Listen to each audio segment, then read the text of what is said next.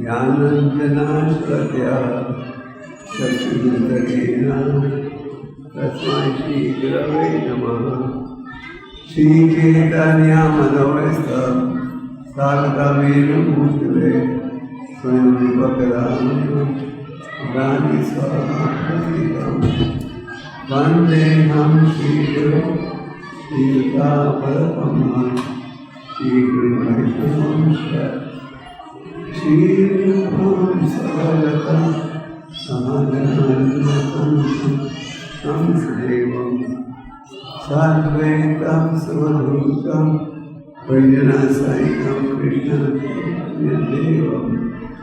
श्रीराधा कृष्णापदं साधनाललिता श्रीशास्त्रं हे कृष्णा करुणा सिंधु दीनबंधु जगत्पते गोपेशा गोपेशा राधा करुण भक्त कृष्ण गौरांगी राधे नामी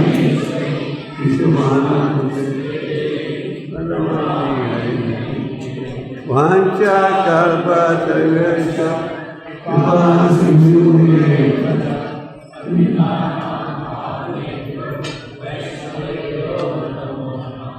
जय श्री कृष्ण चैतन्य प्रभु नित्यानंद श्री अद्वैत गदाधर हरे कृष्णा कृष्णा कृष्णा हरे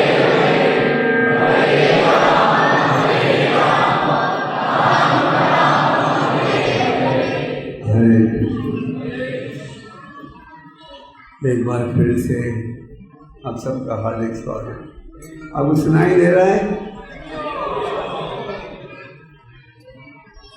सुनाई दे रहा है पीछे? आप सबका हार्दिक स्वागत। आपने अनुभव किया होगा कि आपके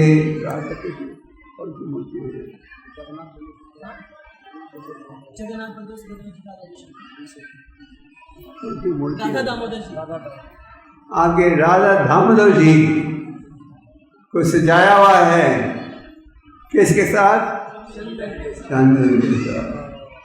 और आज ही नहीं, कल भी, परसों भी, पिछले 3 हफ्ते से भगवान को सजाया जा रहा है।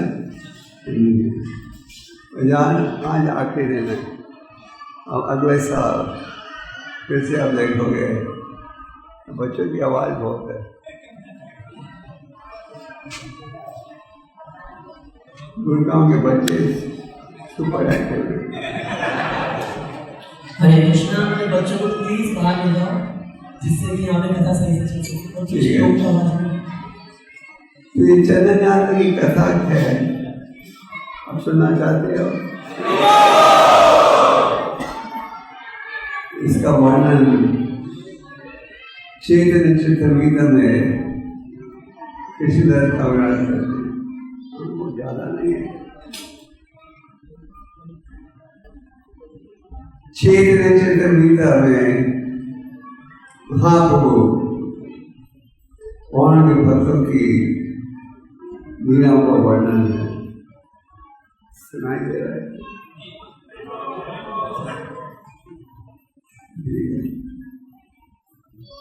चैतन्य महाप्रभु कौन है? स्वयं भगवान। एक बड़े प्रसिद्ध भक्त थे जिनका नाम था माधव लक्ष्मी। चैतन्य महाप्रभु कीर्तन करते करते पहुंचे यमुना में, यहाँ के बड़ा प्राचीन ऐतिहासिक मंदिर है इसे क्या बुलाया जाता था, राधा गोविंद। तो महाप्रभु वहाँ आए, कीर्तन कर रहे थे, भगवान का एक हार गिर गया उन पर, और फिर महाप्रभु को एक कथा याद आई जिसकी चर्चा उनकी गुरु महाराज ईश्वरपुरी करते थे। और ईश्वरपुरी की गुरु महाराज का नाम क्या था? माधवपुरी बहुत ही ऊंची कोटि के भक्त हैं।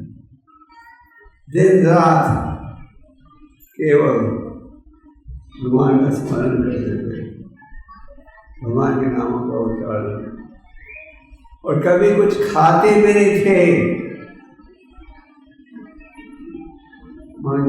कभी किसी से मांगते नहीं थे खाने को दो, किसी ने कोई दे दिया खाने को तो खाते थे, ये तो भूखा रहते थे। तो एक दिन गोवर्धन परिक्रमा समाप्त करके माधवपुरी गोवर्धन कुंड में विश्राम करते, और एक बहुत ही सुंदर ग्वाला उधर आया। छोटा बालक था, एक मटके में दूध देकर ग्वाले ने कहा, हे संत महात्मा, तुम भूखे नजर आते हो और प्यास है, दूध लो, मैं लौटता हूँ मटका लेने के लिए। आनंदपुरी ने इतना सुंदर कंठ कभी सुना नहीं था, और इतना सुंदर बालक कभी देखा नहीं था। आनंदपुरी राह देखते गए, ग्वाला नहीं लौटा।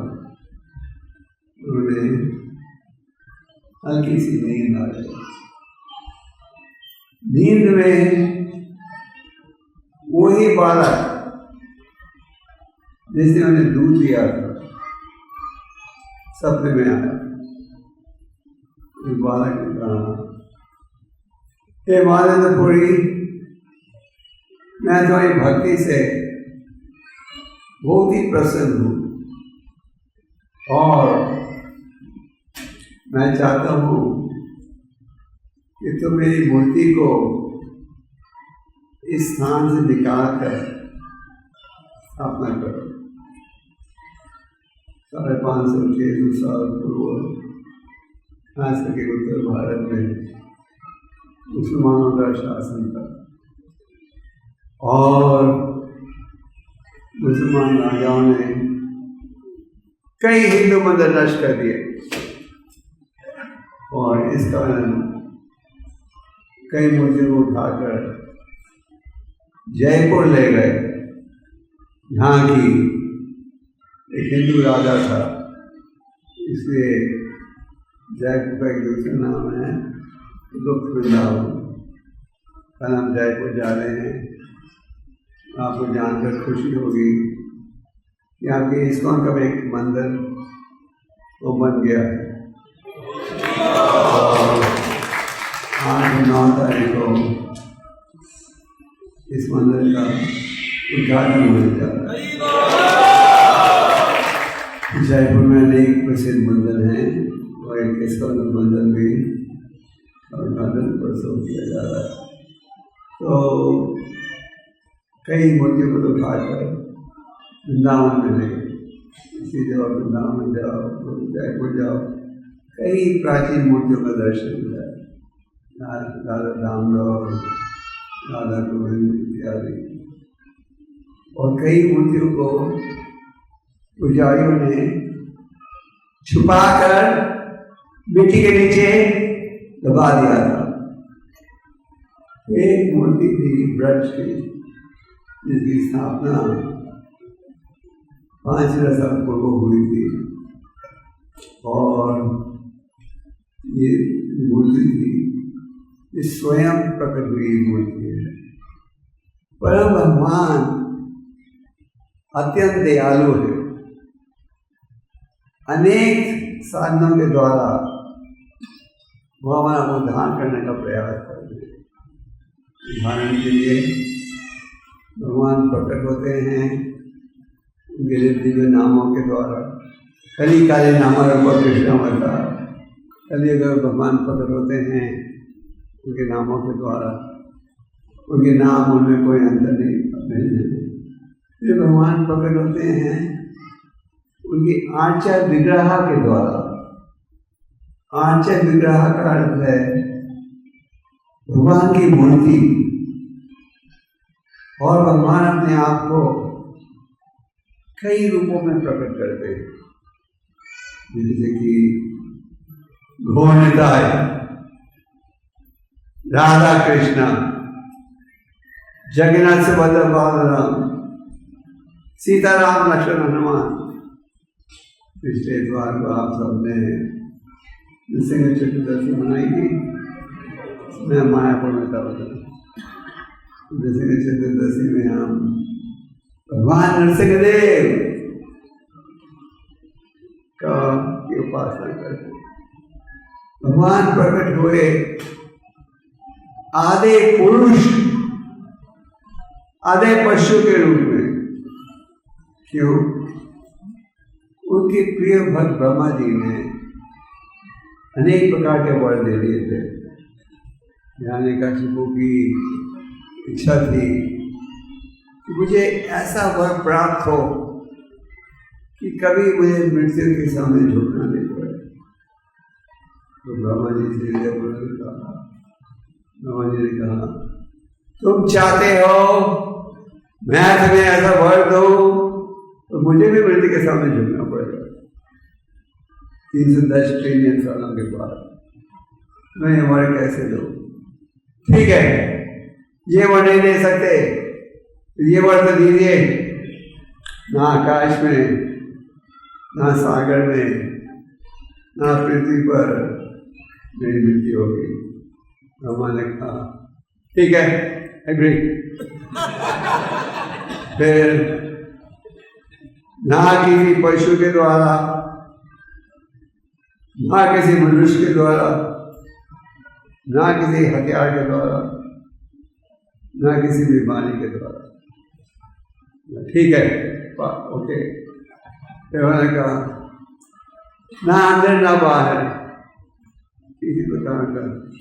इस प्रकार उन्होंने अनेक बार प्राप्त कर लिए थे, जिसके द्वारा उन्होंने सोचा मृत्यु नहीं होगी। और तो भगवान ने जब प्रकट हुए, भगवान का प्रकट हुए, जब उन्होंने देखा उनके प्रिय भक्त प्रहलाद, उनका पिता कितना कष्ट दे रहा है। हम जब विचार करते हैं तो हम सबको कई कठिन परिस्थितियों का सामना करना पड़ता है। कई देशों में इंसान के बाद मारे भी गए क्योंकि वहाँ प्रचार कर रहे थे। तो प्रहलाद ने तो अपनी आध्यात्मिक शक्ति से सारे साथियों को, विचारों को बदल दिया था। जब उसके पिता ने देखा मेरा बेटा खुद तो बिगड़ गया है, तो सबको बिगाड़ रहा है, अब इसकी मृत्यु होनी चाहिए। भगवान ने ब्रह्मा जी के सारे वर्णों को रखते हुए क्या किया, उनका भगवान प्रकट हुए किस रूप में? आधे पुरुष आधे पशु। बाबा जी एक हमें लेक्चर दे रहे थे इस दिवस पर। बाबा ने कहा आपने खेले गिराने का शिपो, lord of Brahma, don't give such benediction in future, मेरी मैं job very difficult. Baba ji ने लॉस एंजल्स में लेक्चर दे रहे थे। उन्होंने कहा कि यहाँ के वध के पश्चात भगवान ने उनसे कहा ब्रह्मा ऐसे वर भविष्य में मत देना, तुमने मेरा कार्य बहुत कठिन बना दिया था। भगवान को प्रकट होना पड़ा उसे देखने। तो भगवान अपने आप को अनेक रूपों में प्रकट करते हैं। गोविंदाई, राधा कृष्ण, सीताराम, लक्ष्मण, लाल नरसिंहदेव, लक्ष्मी नरसिंहदेव, हमारे मायापुर में है तो लाल नरसिंहदेव। हम रोहिणी में मंदिर बना रहे हैं दिल्ली में, जहाँ हम लक्ष्मी नरसिंहदेव की स्थापना करेंगे। जबकि दिल्ली में पहला केंद्र होगा, उसमें नरसिंहदेव की मूर्ति होगी। तो एक साधन जिसके द्वारा भगवान हमें भक्ति में जोड़ते हैं, अपने आप को आंचल विग्रह के रूप में प्रकट होते हैं। जैसे आज आपने जगन्नाथ सुभद्रा बालराम का अभिषेक किया, उसी प्रकार कई भक्त हमारे घोड़े तय रखते हैं घर में। हमें से कितने भक्तों जिनके घरों में मूर्तियाँ हैं, ज़्यादा नहीं, पढ़े के भगवान के नाम। तो भगवान अपने यहाँ, भगवान का क्या इच्छा रहती है? उनकी केवल एक ही इच्छा है कि हम सब जीव इस भौतिक संसार से निकलकर कहाँ पहुँचे? उनकी सेवा में जुड़े। इसलिए भगवान स्वयं अवतारित होते हैं। यदा इदाई धर्म चक्रानि भवति भारत, अपने भक्तों को भेजते हैं। जैसे भगवान ने श्रील प्रभुपाद को भेजा, जो नहीं गए महाप्रभु के संदेश को विश्व के कोने कोने में, क्योंकि भगवान की एक ही इच्छा रहती है, हम असली सुख प्राप्त करें। प्रहलाद महाराज ने भगवतम के साथ दशकर में कहा है, न तविदम स्वतः गते वैष्णव। आज लोग ये नहीं जानते कि असली सुख कैसे प्राप्त होगा। आप सब लोग यहाँ उपस्थित हो, अत्यंत सौभाग्यशाली हो। आप चाहते हो कि अगर हमें असली सुख चाहिए तो क्या है उपाय? भक्ति हो। तो आनंदपुरी को ये बालक वाला दूध दे गया था और आनंदपुरी को हल्की सी नींद आ गई, जिसमें उसी ग्वाले ने कहा, मेरी मूर्ति यहाँ दबी हुई है, इसकी स्थापना कर, मुझे बहुत गर्मी लग रही है, बहुत गर्मी। आनंदपुरी जी ने जब सपने में देखा, वही बालक जिसने उन्हें दूध दिया था, वो आश्चर्य हो गए। आनंदपुरी ने कहा, भगवान ने मुझे दूध दिया, मैंने भगवान के हाथों में दूध पी लिया। तो शर्मिंदा हो गए। क्यों? उन्होंने भगवान से सेवा ले ली। जो उत्तम कोटि के भक्त हैं वो सेवा लेना नहीं चाहते, क्या करना चाहते हैं? सेवा करना चाहते हैं। हम तो सोचते हैं भगवान का हमारी सारी इच्छाएं पूरी करनी चाहिए, है ना। गुड़गांव में DLF का फ्लैट चाहिए, बार करोड़, एक नई मुर्सिडीज गाड़ी चाहिए, सब सबसे बेस्ट चीज बस। और अगर नहीं प्राप्त हो तो हम भगवान को दोष देते हैं। बीमार हो जाए तो हम कहते हैं हमें ये बीमारी क्यों आई, हमने क्या किया था। हम हरे कृष्ण का मंत्र बोलते हैं तो हमें कष्ट क्यों है, हम कर्मों का इतिहास भूल जाते हैं। तो माधवपुरी एक करके तो शर्मिंदा हो गए थे कि भगवान से सेवा ली। दूसरी तरफ से बड़े प्रसन्न थे कि उन्होंने भगवान का दर्शन तो प्राप्त किया। तो माधवपुरी अगले दिन ब्रज के भक्तों को लेकर कैंचियों के साथ उस स्थान में पहुंचे जिसका वर्णन भगवान ने सपने में किया था। पहले उन्होंने झाड़ियों को काटा, फिर खोदा, फिर उसी स्थान पर जिसका वर्णन हुआ था सपने में, उसी स्थान पर वो मूर्ति प्राप्त हुई। और फिर सबने मूर्ति इतनी भारी थी कि सब उठा नहीं पाए, सब मिलकर उठाना पड़ा। 2 दिन में मानवपुरी ने सारा प्रबंध कर लिया मूर्ति स्थापना का, और ब्रज के सब भक्तों के सहयोग से बहुत धूमधाम से ठाकुर जी की स्थापना हुई।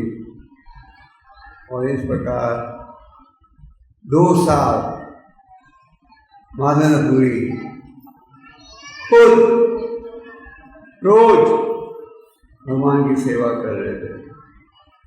मादनपुरी सारा दिन अकेले सुबह से रात तक भगवान की सेवा कर रहे थे। और रात को भगवान को सुनाने के बाद थोड़ा सा दूध पीते थे बस। ये थी उनकी खुराक। सारा दिन कुछ नहीं खाना, कुछ नहीं पीना, केवल भगवान को भोग लगाना, भगवान की आरती करना। और रात में जब भगवान सो जाते हैं उसके पश्चात थोड़ा सा दूध और थोड़ा सा प्रसाद खाते थे। तो इस प्रकार 2 साल बीत गए। और फिर भगवान ने सपने में एक और आदेश दिया। भगवान ने कहा, मादनपुरी, मैं तुम्हारा आभारी हूँ कि तुमने मेरी स्थापना की, तो मुझे अभी भी गर्मी लग रही है और मैं चाहता हूँ कि तुम जगन्नाथपुरी जाकर मेरे लिए क्या लेकर आओ? चंदन लेकर आओ। अगर आपको बोले जगन्नाथपुरी जाओ राधा दामोदर के लिए चंदन लाओ, आप क्या कहोगे? इंडिया की टिकट मिलेगी? राजधानी की टिकट मिलेगी? तो हम कहें नहीं, टिकट नहीं मिलेगी। फिर आप कहोगे नहीं, हम नहीं जा सकते। तो मादनपुरी को भगवान ने कहा, भगवान थे गोवर्धन में, मेरे लिए जगन्नाथपुरी जाकर चंदन लाओ, मुझे बहुत गर्मी लग रही है। तो गोवर्धन से जगन्नाथपुरी कम से कम 1500 मील की यात्रा है। और उन दिनों में सारे चुंगी वाले मुसलमान थे और हिंदू को, खास करके हिंदू साधुओं को बहुत कष्ट पहुँचाते थे। तो मादनपुरी ने भगवान की खुशी के लिए इतनी लंबी यात्रा की।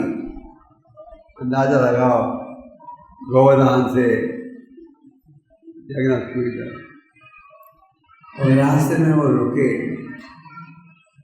यमुना में, जैसे हमने कहा था कुछ समय पहले, यमुना में एक प्राचीन मंदिर है राधा गोपीनाथ का। और कहा जाता है, सुनने में आता है कि जो मूर्तियाँ हैं वहाँ, उसको भगवान राम ने बनाई थी जो वो प्रकट हुए थे में, ये दिखाने के लिए कि इस रूप में मैं प्रकट होगा वापस। तो जब मादनपुरी पहुँचे यमुना के केंद्र में, तो उन्हें ये पता था कि इस मंदिर में जो भोग भगवान को लगाया जाता है, खास करके खीर बहुत ही प्रसिद्ध है। इसलिए उस मंदिर की खीर को क्या कहते थे? अमृत केली। तो खीर स्वर्ग में बनकर आती है, वैसा टेस्ट। मानवपुरी के मन में इच्छा थी कि अगर ये खीर चखने का मौका मिल जाए तो बड़े प्रसन्न हो जाएंगे। तो ये भावना प्रकट हुई जब भोग लग रहा था भगवान को। नियम ये है, जब आप भगवान के भोग बना रहे हो, ये भाव होना चाहिए कि भोग भगवान के लिए बन रहा है, और जब भगवान खा लें, जब प्लेट बाहर आ जाए, फिर ही आप उसे चख सकते हो, खा सकते हो। तो माधवपुरी की इच्छा थी कि अगर भोग चखने का मौका मिल जाए। उनका भाव बड़ा शुद्ध था, मैं वहाँ जाकर ब्रज में मेरे गोपाल में भी वैसा बनाऊँ। फिर भावना प्रकट हुई तो भोग लग रहा था, माधवपुरी शिविंदर हुए और भोग चखे बिना, खाए बिना बाजार में चले गए जाप करने के लिए। ईश्वर सर्वभूतानां हृदय रंजन, भगवान हम सबके हृदय में है, हमारी सब बातों को समझ लेते हैं। सर्वस्य चार हृदय सन्निविष्टो माता स्मृति ज्ञानम वहनम। मेरे द्वारा स्मरण की शक्ति आती है, मेरे द्वारा अपहानम भूलने की शक्ति आती है। तो आप पूछ सकते हो, तो भगवान हमें भूलने की शक्ति क्यों देते हैं? भूलने की शक्ति देते हैं तो ये दोष हम जाए। भगवान ने हम सबको छूट दी है, हम चाहें तो स्वतंत्रता का सदुपयोग कर सकते हैं या दुरुपयोग। तो माधवपुरी चखे बिना चले गए बाजार में जप करने के लिए। तो उस गोपीनाथ मूर्ति के जो पुजारी थे, उन्हें एक सपना आया। उस सपने में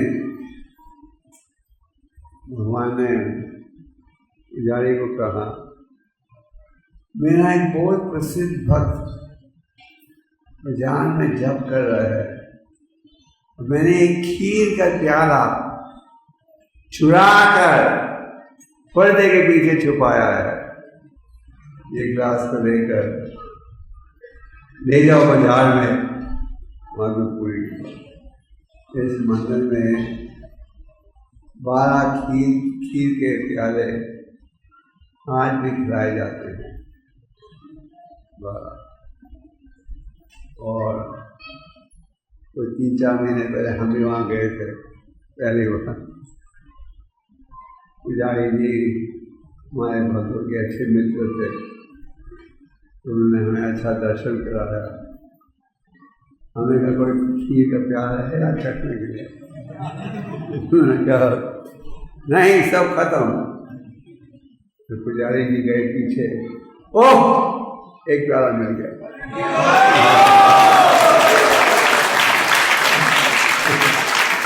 ये ऐसी कथा है, काल्पनिक कथा नहीं।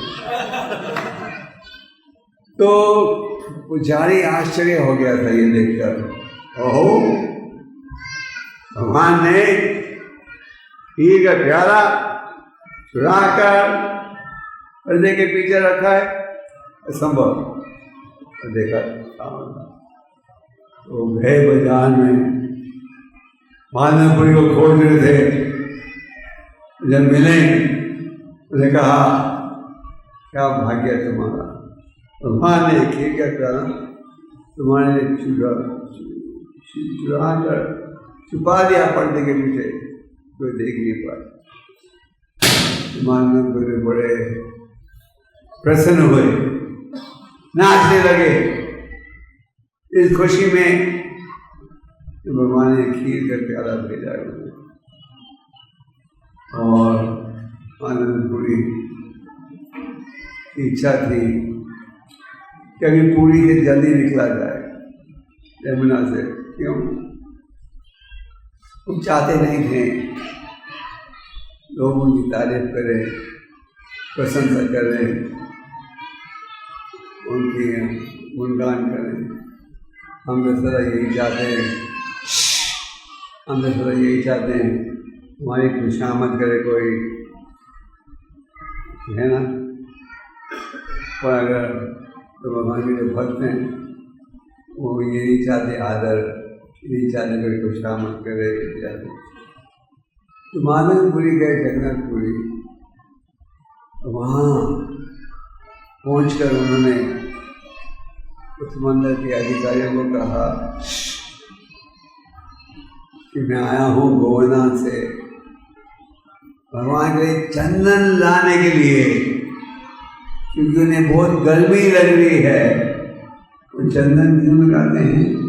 शरीर को ठंडा करने के लिए। ये चंदन हम भगवान को लगाते हैं गर्मी के मौसम में, सर्दी के मौसम में नहीं। तो जगन्नाथपुरी के मंदिर के अधिकारियों ने सहयोग दिया और 80 पाउंड चंदन लेकर साथ में उन्होंने एक सेवक भी दिया। 80 पाउंड चंदन लेकर मानवपुरी शुरू की अपनी वापसी की यात्रा। जब वापसी की यात्रा कर रहे थे तो रास्ते में फिर रुके यमुना में, और उस दिन रात को उन्हें एक और सपना आया। जिस सपने में गोपाल विग्रह ने कहा मेरे में और गोपीनाथ में कोई अंतर नहीं, तो ये जब तुम चंदन ला रहे हो मैं बहुत खुश हूँ, मेरे और गोपीनाथ में कुछ अंतर नहीं, तुम्हें चंदन गोपीनाथ के शरीर में लगा दो और गोपीनाथ का शरीर ठंडा होएगा तो मेरा शरीर भी ठंडा हो जाएगा। तो फिर 3 हफ्ते के लिए मानवपुरी ने वहाँ बैठकर झाड़ियों को चंदन दिया, सिखाया कैसे चंदन लगाते हैं भगवान के शरीर में। वो है चंदन यात्रा की आरंभ। तो भगवान ने ये क्यों कहा मानवपुरी से तुम्हारे वो चंदन को उठा कर लाने की आवश्यकता नहीं। भगवान ने मानवपुरी को पहले कठिन आदेश दिया, जाओ लेकर आओ चंदन मेरे लिए। बिना कुछ कहे मानवपुरी ने इतनी लंबी यात्रा की, पैदल अकेले। आप कर सकते हो ऐसी यात्रा? 1200 मील की, 1500 मील की अकेले गर्मी के मौसम में नंगे पैर। तो उन्होंने बहुत लंबी यात्रा की। भगवान ने देखा ये तो सफल हो गया है, पास हो गया। हम सब जब भक्ति में जुड़ते हैं हमारी भी कई परीक्षाएं ली जाती हैं। कई बार कठिन स्थिति में आपको सेवा करना पड़ता है, कई बार अपमान हो जाता है। तो ये नहीं कि हम सेवा से भागें। आप प्रभुपाद जी के जीवन में पढ़ते हो किस प्रकार प्रभुपाद जी को विदेश जाने से पहले लगभग 40 सालों के लिए बड़ा गहरा संघर्ष करना पड़ा भारत में। 1922 में उनके गुरु महाराज ने यह आदेश दिया था, तो पढ़े लिखे युवक हो, ले जाओ महाकुंभ संदेश को पश्चिम देश में। ये कोई एहसान काम नहीं था। तो 40 साल प्रभुपाद जी ने भारत में संघर्ष किया। फिर जलंधर जहाज में जा रहे थे, उन्हें 2 हार्ट अटैक आए, एक नहीं 2 लगातार। प्रभुपाद जी ने सोचा कि अब मेरी योजना सफल नहीं होगी, मुझे अमेरिका पहुंचते ही लौट जाना चाहिए भारत। तो अगले दिन रात को एक और सपना आया, जिसमें भगवान ने कहा, भगवान नाव चला रहे थे, प्रभुपाद नाव में बैठे थे, भगवान ने कहा घबराओ मत, तुम्हारी योजना सफल हो गई। और अमेरिका पहुंचने के पश्चात भी 1 साल से बड़ा गहरा संघर्ष था।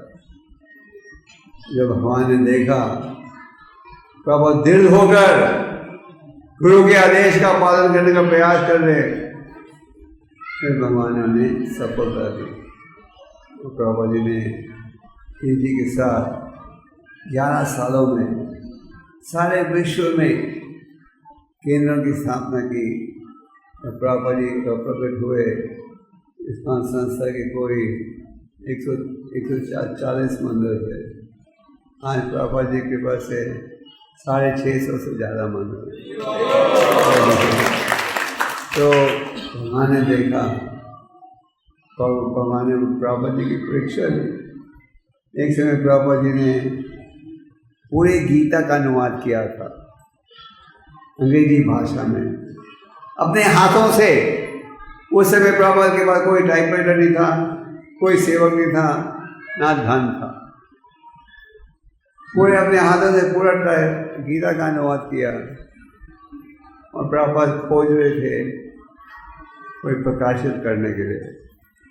जब उन्हें मिला कोई व्यक्ति जो सहयोग करने को तैयार था, फिर प्रभुपाद जी को क्या पता लगा, ओह, रद्दी के रूप में कागज बेच दिया किसी ने। रद्दी बेचते ना प्रभुपाद जी घबराए नहीं, फिर से उन्होंने पूरे गीता का अनुवाद किया। तो भक्ति के मार्ग में हमें दृढ़ होना चाहिए, डिटरमिन्ड, उत्साह निश्चय धैर्य तब तक कर्मा संगत त्यागे सतो वेदे सदवीर भक्ति प्रचलित। अगर हम भक्ति के मार्ग में सफलता चाहते हैं, हमें दृढ़ होना चाहिए। तो आप सब जब यहाँ बैठे हो, आपको भी दृढ़ होना चाहिए या नहीं? हाँ, अगर आपको कहे यहाँ से जाओ जगन्नाथपुरी तक, राधा दामोदर के लिए चंदन लेकर आओ, कितने तैयार हो गए आपके पैदल जाने के लिए? ये नहीं कि आपको एयर इंडिया की टिकट चाहिए। हाँ, तो उठा लें आपने, तो मेरे ख्याल से कठिन होगा आपके लिए। तो भगवान ने माधवपुरी की परीक्षा ली थी, उन्होंने उन्हें एक बड़ा कठिन कार्य दिया, तो माधवपुरी ने सफलता के साथ उसका पालन किया। लौटते समय रास्ते में सब मुसलमान चुंगी वाले थे। भगवान चाहते नहीं थे कि उनके भक्त को कष्ट पहुँचाया जाए, इसलिए भगवान ने कहा ये चंदन गोपीनाथ को के शरीर में इस्तेमाल कर लो, में गोपीनाथ में कोई अंतर नहीं। तो भगवान अपने आप को अनेक रूपों से प्रकट करते हैं, पर उद्देश्य क्या है? हम सबके जीवन को सफल बनाने के लिए। तो आज समाज में आप देख रहे हो अनेक प्रकार के कष्ट, सच है या झूठ? और ये भौतिक जगत को कहा जाता है खुनता जगत, यहाँ की कष्ट ही कष्ट हो। और अगर हम असली सुख चाहते हैं तो क्या है उपाय? ये भक्ति हो। ये है भगवद गीता का निर्णय, ये है भागवतम का निर्णय। तो इस संस्था द्वारा आपको ये संदेश दिया जा रहा है, जिसके पालन से आप जीवन को सफल बनाओ। चैतन्य महाप्रभु ने साधु संगत पर बहुत बल दिया है। साधु संगत सर्वशास्त्र का है। राम माधव साधु संगत सर्वसिद्धि है। भक्तों की संगत में रहो, हर रविवार को इस्कॉन के हर मंदिर में कार्यक्रम किया जाता है। किस उद्देश्य के साथ?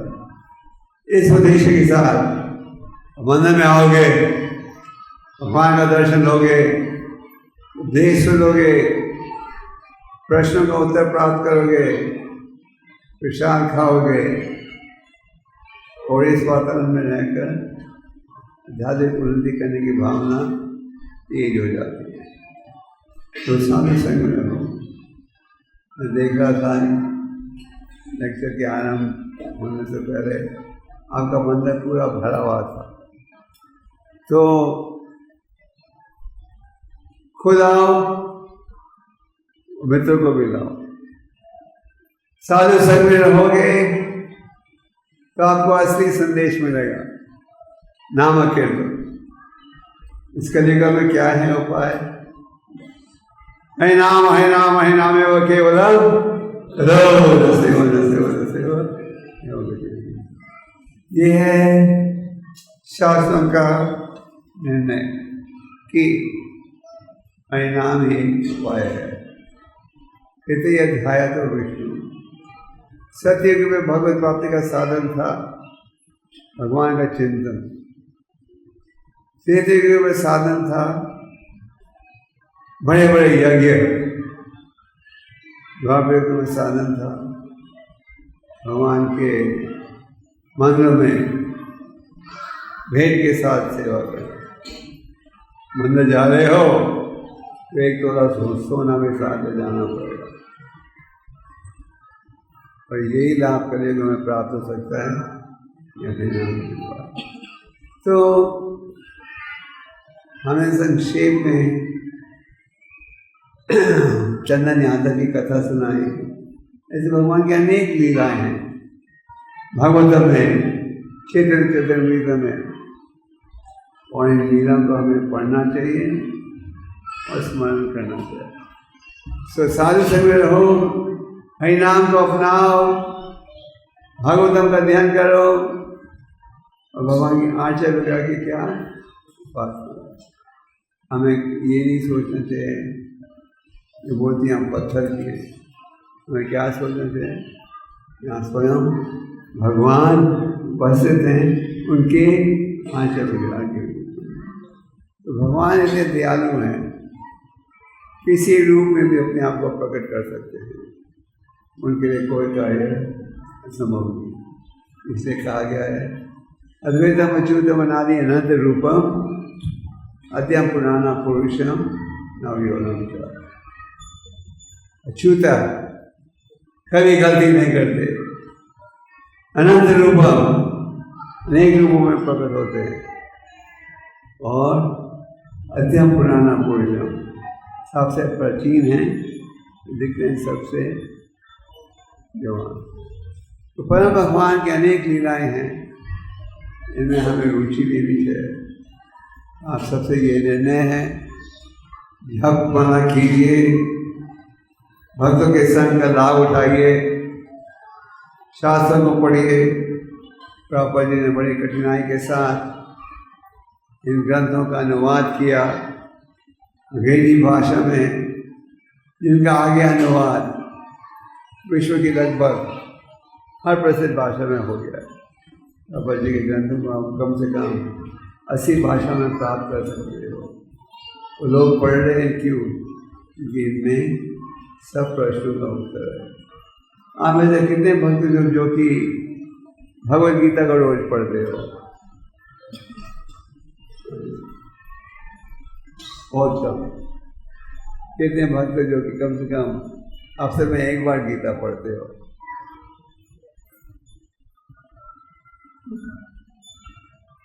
और कितने भक्त जो कि 2 हफ्ते में एक बार पढ़ते हो?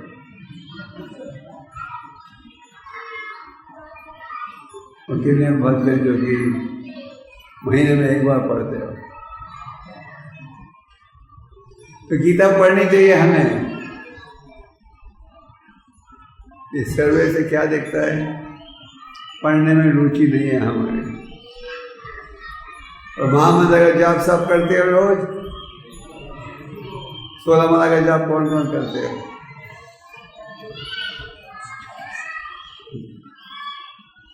माला का जाप कीजिए।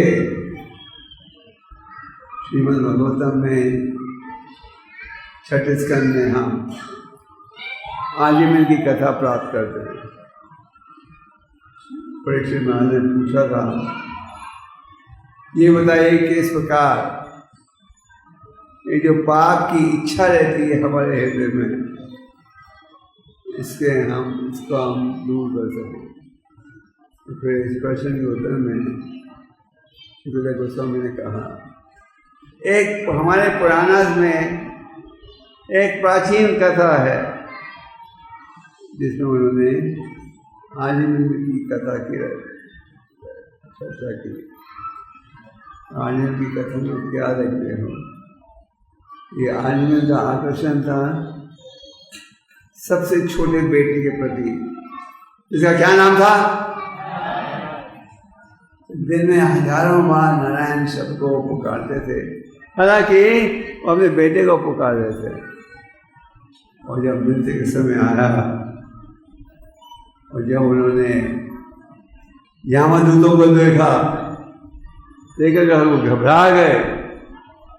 घबराते हुए उन्होंने छोटे बेटे के नाम को पुकारा, क्योंकि भगवान के नाम थे। वहाँ तुरंत कौन पहुँच गए? भगवान विष्णु के प्रतिनिधि विष्णु। और फिर आजीवन समझ पाए उन्होंने गलती की भगवान की शरण में। उनकी सुरक्षा कैसे हुई? नामों के द्वारा। तो भगवान ने हमें जीभ दिए, कान दिए हैं, इसका हमें सदुपयोग करना चाहिए।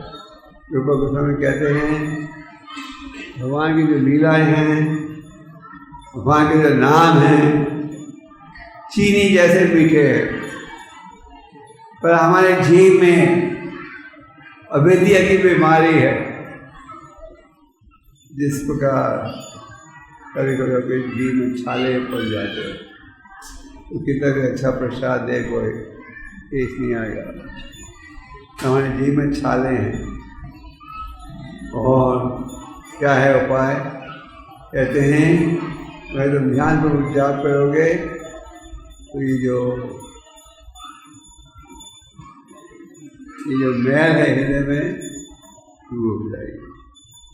तो ये हरि नाम ही एक उपाय है, हमें इसका लाभ उठाना चाहिए। ज्ञान से अज्ञान से जो भी नाम लेगा उसे इसका लाभ पहुँचेगा। आप सबसे निवेदन है, नाम का लाभ उठाइए। गीता पढ़ना शुरू करो। गीता या रूप सबके पास है। कोई है कोई भक्त इस सभा में जिसके पास गीता नहीं है? सबके पास है। तो प्रिय, गीता भगवान में कोई अंतर नहीं। श्री भगवान वाचा, मतलब भगवान बोल रहे हैं। भगवान ने संदेश देने के हमारे सुख के लिए। तो आप सब आध्यात्मिकता में गहराई के साथ रुचि लीजिएगा और प्रयास कीजिएगा कि आप भक्ति के मार्ग में आगे बढ़ो। और यह है असली सुख का। और हमने ये ज्ञान को आगे क्या करना है? झाड़े दागोताए कहो, दूसरों को भी देगा। हमारे में ये भावना होनी चाहिए, जो ज्ञान हमें प्राप्त हुआ है हमें ज्ञान को आगे भी पहुँचाए। आप सब धर्म प्रेमी को बहुत बहुत शुक्रिया। काफ़ी लेट हो गया है और आप सब को बहुत बहुत शुक्रिया। हरे कृष्ण।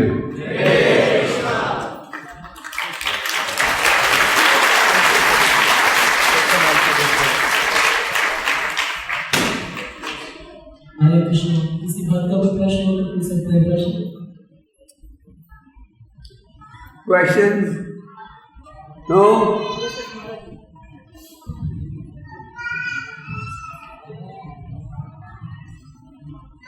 हरे कृष्ण। शोर बहुत है। जैसे कि अभी हम मंदिर पे दर्शन में देखते हैं कि चंदन सिर्फ श्री कृष्ण जी को ही लगाया जाता है, श्री राधिका जी को चंदन नहीं लगाने को हम देखते हैं, तो इसका कोई कारण है? राधा रानी को चंदन नहीं लगाया, उन्होंने कृष्णा को चंदन लगाया, क्या रीजन है? राधा जी के माथे में लगाते हैं, राधा रानी के माथे में लगाते हैं। और यमुना में माधवपुरी ने अपने हाथों से गोपीनाथ को चंदन लगाया। गोपीनाथ जी मतलब श्री राधिका और श्री कृष्ण जी दोनों को ही चंदन लगवाए थे। राधा जो थी रही सब गोपीनाथ की मूर्ति है, कृष्णा, ओनली कृष्णा, सब गोपीनाथ की मूर्ति थी, कृष्णा, सब Krishna. Okay, any more question? Thank you प्रभु। तो मैं आप भक्तों से एक निवेदन करना चाहता हूँ, मैंने पहले भी किया था, आप भूल गए पर मैंने नहीं भूला। वो ये था, गीता का अध्ययन शुरू कीजिएगा, कम से कम एक श्लोक हम सबको रोज पढ़ना चाहिए। ठीक कह रहे? नहीं, एक श्लोक तात्पर्य के साथ पढ़ने में कितना समय लगता है? 5-10 मिनट। गीता में भगवान की वाणी, भगवान आपको क्या आदेश दे रहे हैं, ये आपका प्रश्न है, इसका उत्तर है भगवद गीता में। तो एक श्लोक कम से कम पढ़िए। तो कितने भक्त जो जिम्मेदारी को निभाने को तैयार है, एक श्लोक गीता का रोज पढ़िए। अगर हम आपसे कहें 1 लाख रुपए तो आप सब मंदिर का निर्माण करने के लिए, तो कहोगे अरे हम चेकबुक भूल आए। तो हम आपसे पैसे नहीं मांग रहे इस समय, वो बाद में मांगेंगे। हम इस समय आपसे ये मांग रहे हैं कि आप गीता को पढ़िए और माला का जाप कीजिए। ठीक है ना? कितने भक्त जो कि हर रविवार को मंदिर जरूर आते हो?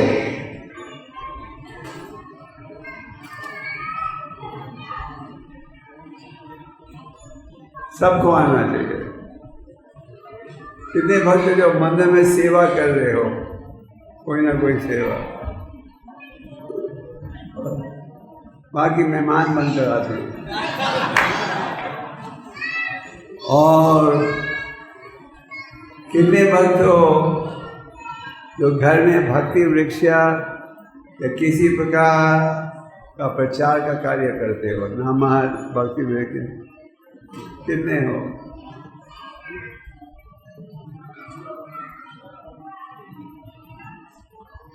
बोलो, कुछ बोलो, बड़ा तो नहीं मानोगे। हाँ, लगता है आप लोग थोड़े सुस्त भक्त हो, तो प्रचार बढ़ाना चाहिए। नहीं, आइए प्रचार कीजिए, गीता पढ़ो रोज, माला का जाप करो। Okay, any more question?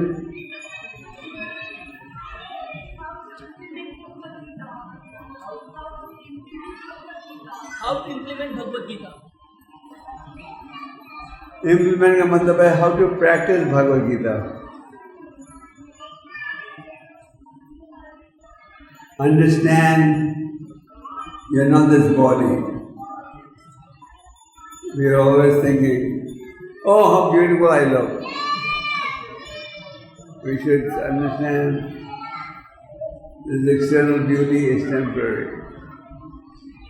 Then when we work, we should work in the spirit of detachment, not be attached to the results. And then when Krishna gives you results, Mahaphaleshu Kadachara, offer the results to Krishna. Okay? Whatever you need, you offer it to Krishna.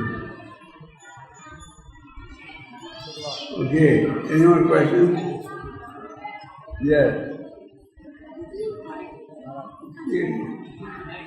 तो बोलिए।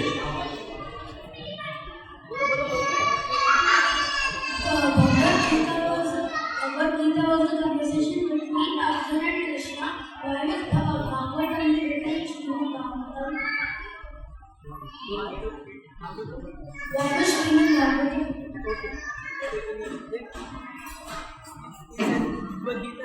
Bhagavad Gita was already there. The conversation between Arjuna and Krishna. Why was Bhagavatam written there?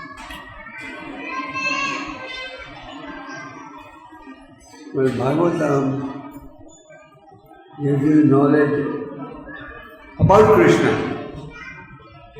About Krishna is the body, the creation. Okay. Hare Krishna.